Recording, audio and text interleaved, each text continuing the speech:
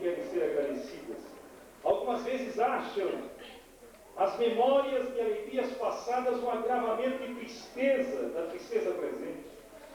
Então as pessoas, irmãos, estão longe daqueles que têm aprendido a ser habitualmente agradecidos. Para estes, a lembrança de momentos felizes ainda é tido como de momentos infelizes, ainda é tido como um conforto. Nós temos as nossas ansiedades acalmadas quando somos agradecidos a Deus. O apóstolo Paulo disse aos Filipenses: não andeis ansiosos por coisa alguma, sede agradecidos. Não andeis ansiosos por coisa alguma, sede agradecidos. Esses dias atrás eu mostrei um slide a um professor, o professor Jeto, que vai casar com a Denise Moura, lá no IAE, no domingo próximo. E ele olhou os bancos da igreja, esses bancos de 1972 ou 3, não me lembro bem a data que veio para cá. E ele disse: mas tem até bancos estofados na igreja de Santa Efigênia, bancos estofados. Vocês podem sentar com mais conforto. Parece que não ficaram tão durante essa temporada toda de 22, 23 anos. Né? Ajuda-nos a acalmar a ansiedade. Não andeis ansiosos por coisa alguma. Notem que devemos nos prevenir contra a ansiedade acerca do futuro. E como prevenirmos contra a ansiedade acerca do futuro? Cultivando o hábito de orar com ações de graças pelo passado. Somente assim nós estaremos nos prevenindo de viver naquela ansiedade doentia acerca do futuro. Mas o hábito de ações de graças aprofunda também o nosso senso de arrependimento. Diz o apóstolo Paulo em Romanos 2,4: ou desprezas a riqueza da sua bondade, e tolerância, e longanimidade, ignorando que a bondade de Deus é que te conduz ao arrependimento. Ora, irmãos, quando nós lembramos da bondade de Deus, quando nós damos graças pela bondade de Deus, o que acontece? A bondade de Deus nos conduz ao arrependimento. Ações de graças pela bondade de Deus nos leva ao arrependimento, a uma vida convertida, em outras palavras. Quando nós observamos e relembramos com gratidão a amorável bondade, eterna misericórdia de nosso Pai Celestial, tal atitude faz-nos-á perceber mais claramente e lamentar mais significativamente o mal do pecado contra Deus. Isto fortalecer-nos-á para deixarmos os nossos pecados e nos dedicarmos ao seu abençoado serviço. E eu poderia dizer também que o hábito de ações de graças torna a esperança mais real, mais brilhante, mais presente. Vocês lembram, e aqui está na parede, até aqui nos ajudou o Senhor. Lembram em que incidente bíblico estão registradas essas palavras? Quando Samuel, depois de uma vitória, ele ergueu entre Mispa e Gesaná uma vitória contra os filisteus. Ele colocou uma pedra e ele disse ao 18: o maior dos pregadores cristãos primitivos foi sem dúvida Crisóstomo, na ideia de muitos escritores, na opinião de muitos. E o mote, a frase mais comum de Crisóstomo foi: glória a Deus por todas as coisas. Ao lermos a biografia de Crisóstomo, nós certamente podemos concordar que ele tinha razão de dar glória a Deus pelo lado onde cresceu, em Antioquia. Era de uma família bem estruturada. Pelas multidões que se aglomeravam para ouvir os seus sermões em Constantinopla. Era um grande pregador, provavelmente o maior da igreja primitiva. Mas Crisóstomo continuou a dar glória a Deus quando o Império Romano do Oriente tomou a sua liberdade, o seu direito de pregar. teve como inimigo e o baniu, quando os seus amigos foram exilados para a distante Armênia, e em suas cartas enviadas de inóspitas regiões, lia-se ainda a mesma tônica: glória a Deus por todas as coisas. Quando os soldados o arrastaram pela neve, ele rogou para que fosse levado para dentro de uma pequena igreja situada ao lado da estrada, para que ali pudesse morrer. E suas últimas palavras, enquanto jazia no frio e úmido piso da igreja, daquele piso de pedra, foram ainda as mesmas palavras que nortearam a sua vida: glória a Deus por todas as coisas. Queridos irmãos, nós devemos dar glória a Deus por todas as coisas. Mas se nós tivéssemos de eleger 2 ou 3 motivos para a gratidão, como igreja, eu poderia ajudá-los a dizer que, na minha experiência, eu tenho escolhido o primeiro motivo de gratidão: a graça salvadora de Deus Senhor Jesus Cristo. Paulo, na carta aos Efésios, capítulo 2, versículos 1 a 10, ele nos fala muito da graça salvadora, e todos nós, se não conhecemos, devemos conhecer esta passagem bíblica, porque ela é extremamente importante para o cristianismo. Ele diz: e vos vivificou, estando vós mortos em ofensas e pecados, em que noutro tempo andastes, segundo o curso deste mundo, segundo o príncipe das potestades do ar, do espírito que agora opera nos filhos da desobediência, entre os quais todos nós também antes andávamos nos desejos da nossa carne, fazendo a vontade da carne e dos pensamentos, e éramos, por natureza, filhos da ira, como os outros também. Mas Deus, que é riquíssimo em misericórdia, pelo seu muito amor com que nos amou, estando nós ainda mortos em nossas ofensas, nos vivificou juntamente com Cristo. Pela graça sois salvos, e nos ressuscitou juntamente com Ele, e nos fez assentar nos lugares celestiais em Cristo Jesus, para mostrar nos séculos vindouros as abundantes riquezas da sua graça, pela sua benignidade para conosco em Cristo Jesus. Porque pela graça, vocês conhecem o texto, não? Pela graça sois salvos por meio de quê? Da fé. E isto não vem de vós, é dom de Deus. Quase que Paulo faz um trocadilho aqui, porque dom e graça é a mesma palavra. O dom que vos salva por meio da fé não é nossa, não é de origem do nosso coração, da nossa mente, não é. A graça que nos salva é dom de quem? É dom de Deus.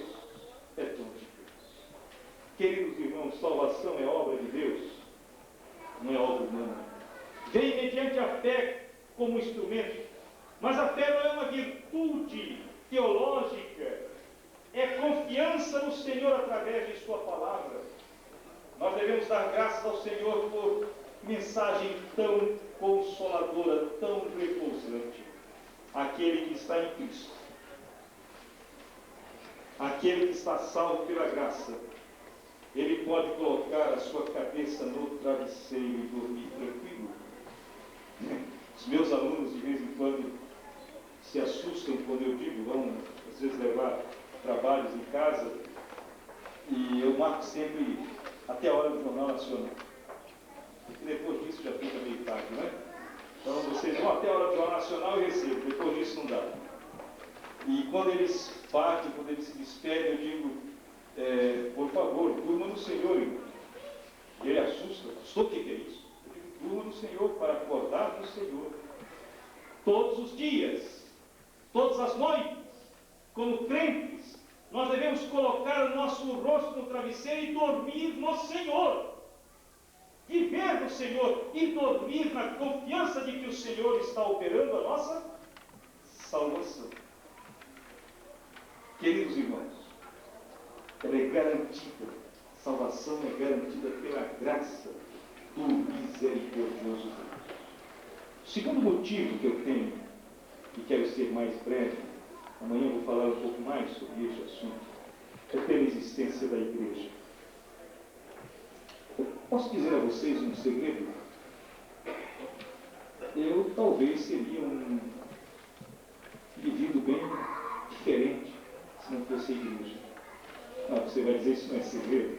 Eu também seria. Mas é isso mesmo. Se não fosse a igreja.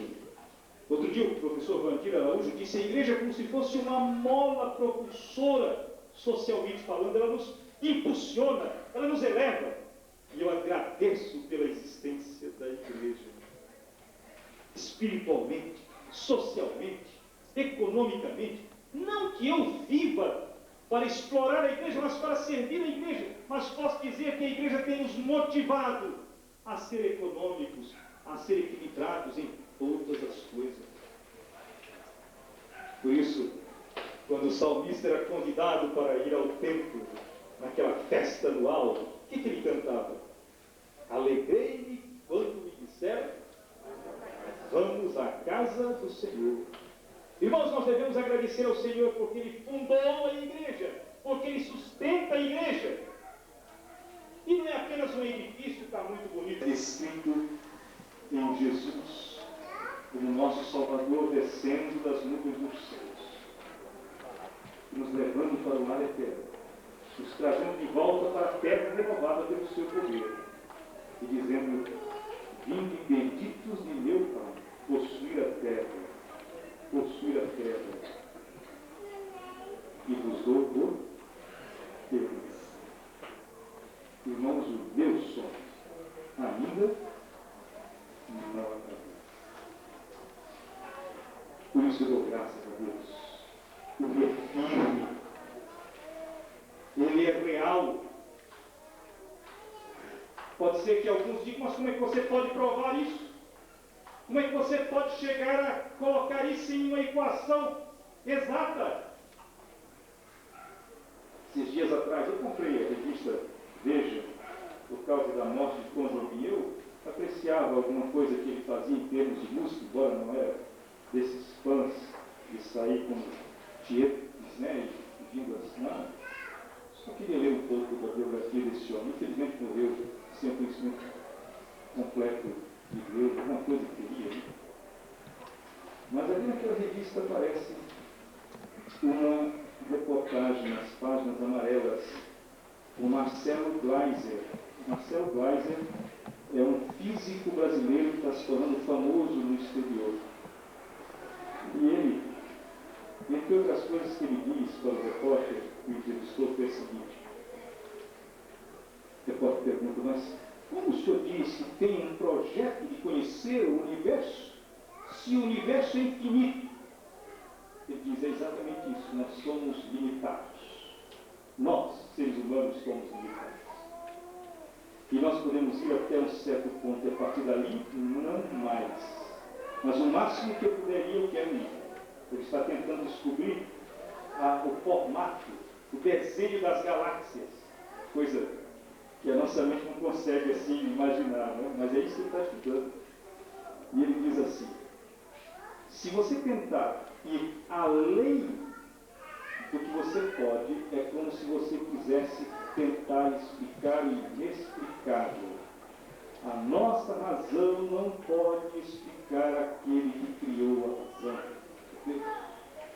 Irmãos, os cientistas, que são conhecidos como ateus, estão chegando à compreensão de que há um Criador.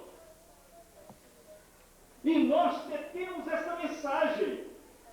Nós temos essa mensagem, a mensagem de chamar essa terra para adorar aquele que fez os ajoelhar.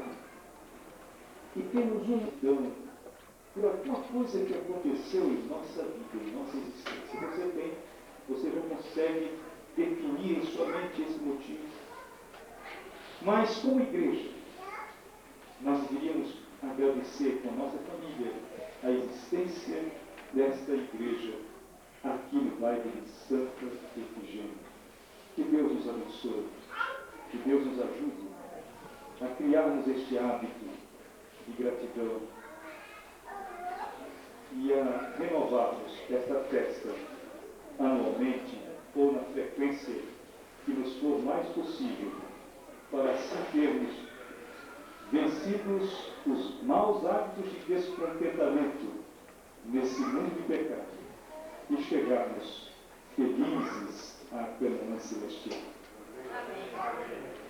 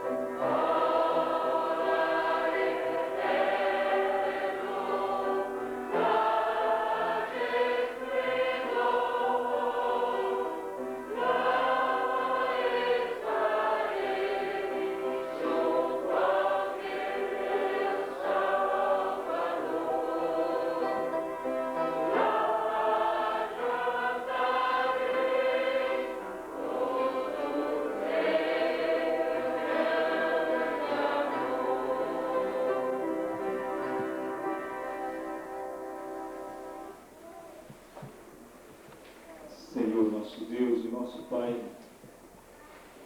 ao nos despedirmos deste primeiro culto de ações de graças na festa dos 25 anos de Tua Igreja neste bairro, agradecemos-te, Senhor, pelo amor muito grande, infinito, que tens demonstrado para conosco. Agradecemos, Senhor, pela existência da Igreja como povo, da Igreja como organização.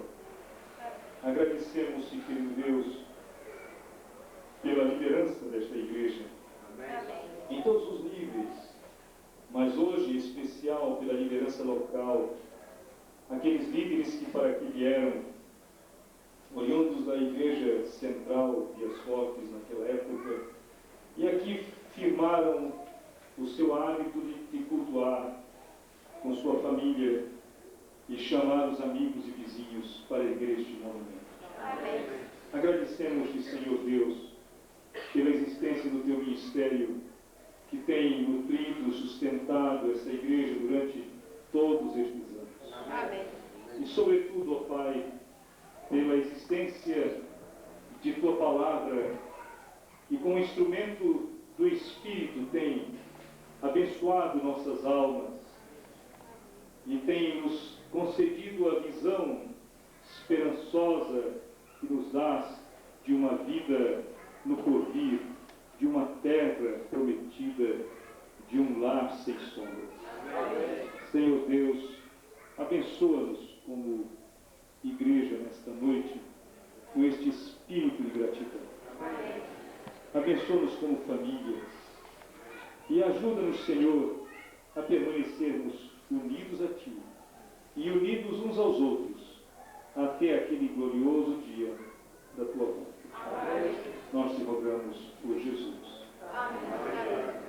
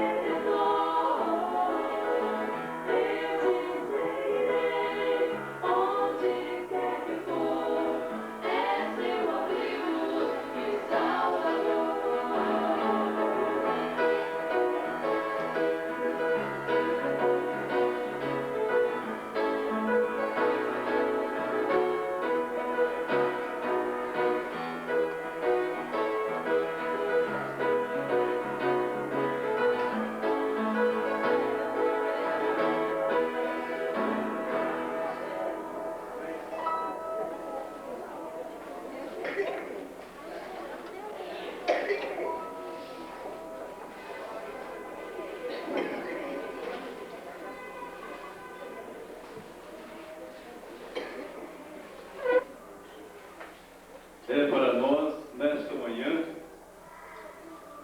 motivo de grande alegria estarmos nesta igreja. A igreja de Santa Efigênia está hoje em festa, pois está comemorando 25 anos de existência neste bairro. Está comemorando o seu jubileu de prata. É um privilégio que poucos têm alcançado. E nós agradecemos a Deus por isso. E agradecemos sobremaneira a todos aqueles que vieram para juntos conosco partilharem desta festa espiritual que está sendo realizada nesta igreja. Nós estendemos as nossas cordiais boas-vindas a todos os nossos amigos, visitantes e irmãos que juntamente conosco irão louvar o nome de Deus nesta hora, cantando com bastante força o hino de número 225. Eu quero que essa igreja não trinque as suas paredes, mas que sinta o peso da voz de todos vocês ao cantarmos este hino. De pé, cantemos em louvor ao nosso Deus.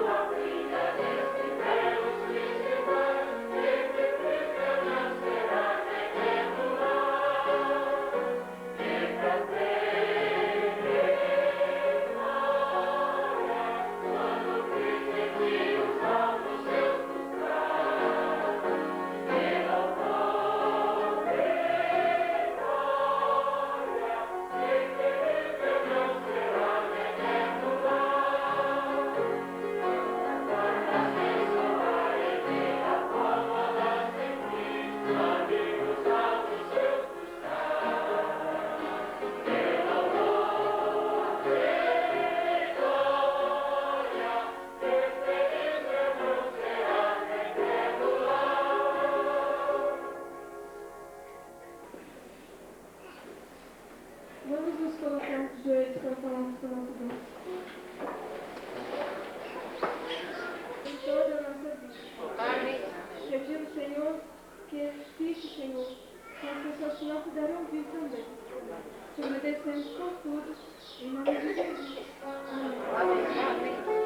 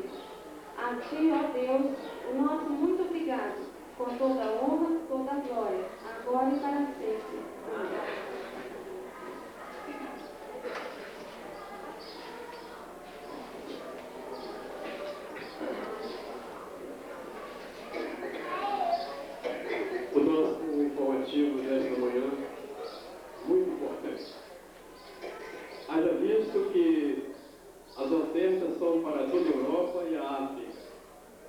E nós observamos, durante esse trimestre, histórias de vários países da Europa, de uma outra cidade. Mas acontece que eles chegaram e foram numa outra rua, numa outra casa. Eles haviam esquecido, perdido deles. Mas foi uma oportunidade, porque eles chegaram à casa de uma família batista e eles então começaram a cantar e louvar ao Senhor. E aí todo mundo ficou satisfeito, gostaram, cumpriram uma parte. Depois eles saíram, procuraram e encontraram a casa que eles estavam procurando. Duas famílias de diferentes religiões. E assim eles começaram a fazer o trabalho. Note bem, irmãos, que eles estavam fazendo isso praticamente assim. Eles precisavam de ter uma pessoa ali naquele lugar continuamente, porque uma vez por mês, uma vez por ano, às vezes, para fazer um trabalho. Então o jovem se prontificou voluntariamente se mudar para este lugar e começar a fazer o trabalho. Note bem, durante um ano, veja bem a dificuldade, durante um ano esse jovem, ele trabalhava como fotógrafo e, fazendo fotografias, ele pôde fazer conhecimento com as pessoas a respeito de Jesus, e ele conheceu 4 pessoas que já tinham alguma coisa da palavra. Ele conheceu um senhor que durante 20 anos ele guardava o sábado. E no domingo ele ia para a igreja da Assembleia, porque lá nós não tínhamos nenhuma igreja adventista. E nós não tínhamos congregação adventista. E aí, esse jovem durante um ano começou a fazer esse trabalho, encontrou uma outra senhora e o seu filho havia aceito a nossa mensagem. Mas ele morava em lugar... Note bem o que mais esses jovens fizeram. Chegou um acampamento. Aí agora já tinha caído aquele muro de separação do comunismo. Glória ao Senhor. Daí em diante, irmãos, o que aconteceu?